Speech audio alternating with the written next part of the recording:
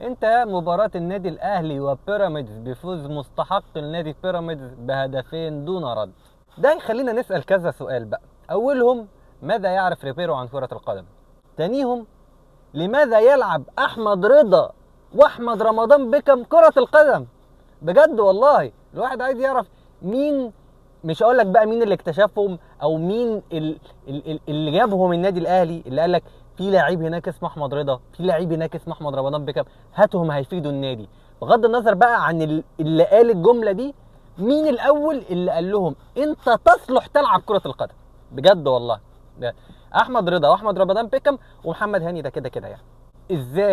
ازاي يا جدعان لعيبه دوليه اساسيين مع منتخباتهم بيقبضوا ملايين الملايين؟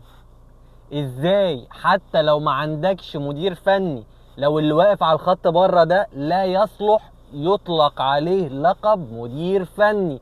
ازاي اللعيبه دي مش عارفه تعمل باص صح؟ ازاي اللعيبه دي مش عارفه تتمركز صح؟ ازاي لعيب من دول مش عارف يعدي واحد على واحد ولو مره طول ال90 دقيقه؟ هنروح نتكلم ونقول ريبيرو عمل وريبيرو سوى وريبيرو ما بيعرفش يعمل كذا وما بيعرفش يحط تكتيك وما بيعرفش يعمل تبديلات، ما بيعرفش اصلا يحط تشكيله. تمام، انا ما عنديش مشكله في الموضوع ده، بس اللعيبه برضو عليهم عبء كبير ان هم ما قدروش ان هم يجاروا لعيبه بيراميدز، او انهم على الاقل يلعبوا كوره على الاقل ترضي الجماهير اللي حضرت الماتش.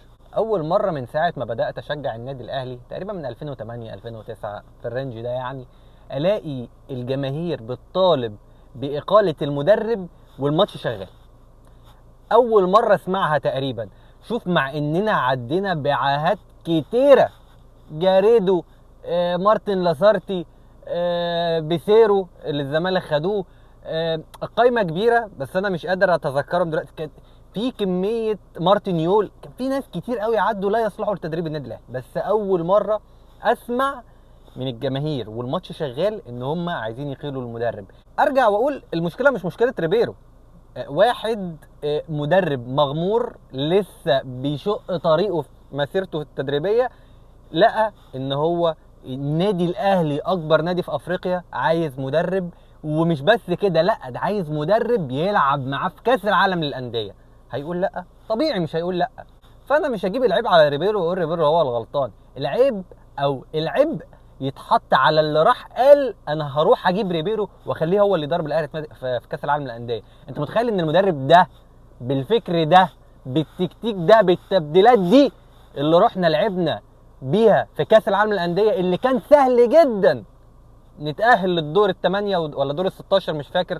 فاللوم الاول والاخير لو هينزل على حد هيبقى ينزل على الكابتن محمود الخطيب، اللي على الاقل كنت ممكن تدي فرصه للكابتن عماد النحاس ان هو يمشي بالفرقه بعد ما قدر ان هو ياخد بيها الدوري اللي كان شبه مستحيل. قدر ان هو يكسب كل ماتشاته، قدر ان هو ياخد الدوري. على الاقل كنت تسيبه يجرب في كاس العالم، بما انك كده كده ما عندكش اختيارات متاحه قدامك انك تجيب مدرب تاني. في النهايه خساره سيئه، خساره.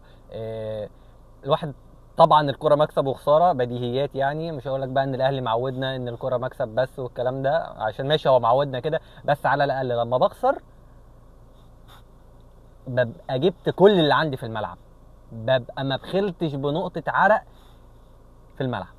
طبعا اتمنى لما الفيديو ده ينزل يكون اتخذ قرار باقالة ريبيرو. اتمنى من كل قلبي، اتمنى بجد المرة دي يقدروا يجيبوا مدير فني يليق باسم النادي الاهلي، وما نرجعش الدوامة بتاعت بقى ريكاردو سواريز ومارتينيول وبيسيرو وجاريدو وشوية السباكين اللي جم دربوا النادي الاهلي دول. اتمنى ان الموضوع ده يتحل، واتمنى ان احنا نرجع نشوف النادي الاهلي بيلعب كورته بالكوكبة الكبيرة دي من النجوم.